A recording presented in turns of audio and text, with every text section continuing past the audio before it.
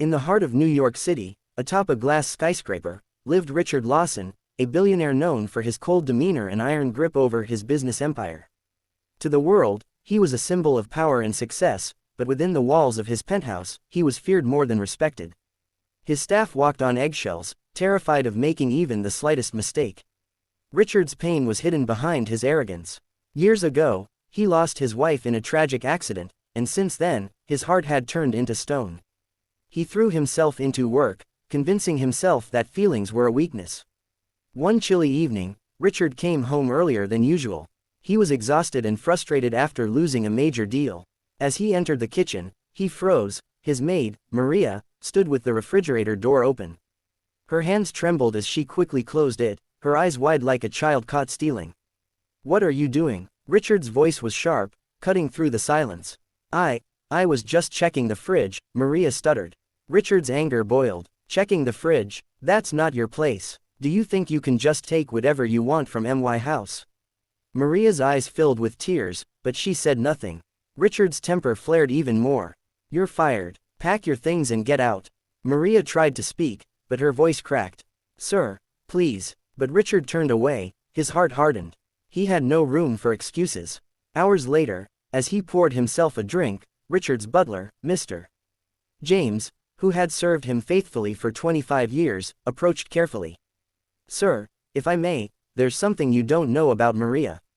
Richard scoffed. "What could possibly justify sneaking into my fridge?" The butler sighed, his voice heavy with compassion. "She wasn't stealing for herself. She has a 6-year-old son, Leo. He's sick, very sick. She hasn't been able to buy enough groceries because most of her wages go to his medical bills. She wasn't looking for food for herself, she was hoping there might be leftovers she could take home for her boy." Richard's glass slipped from his hand, shattering on the floor. His chest tightened, a flood of guilt washing over him. He had judged her without knowing, lashed out without compassion. Suddenly, memories of his late wife came rushing back, how she always reminded him to see people's struggles, not just their mistakes. The next morning, Richard drove himself, something he hadn't done in years, to the small apartment where Maria lived. When she opened the door, her eyes were swollen from crying. Her son Leo lay on a thin mattress in the living room, coughing weakly. Richard's throat tightened as he took in the scene. "Maria, I was wrong," he whispered. "I didn't understand." Maria shook her head, tears streaming. "I wasn't trying to steal, sir. I didn't know what else to do. My son hasn't eaten properly in 2 days." For the first time in years, Richard felt his walls crumble.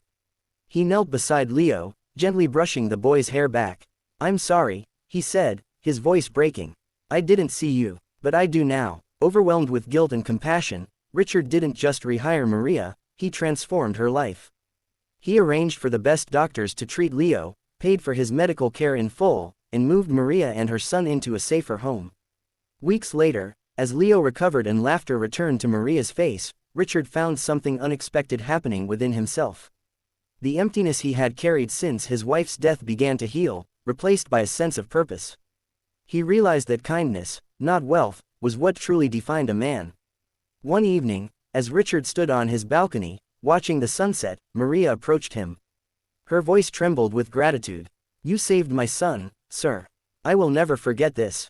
Richard smiled faintly, his eyes misty. "No, Maria, it's you who saved me.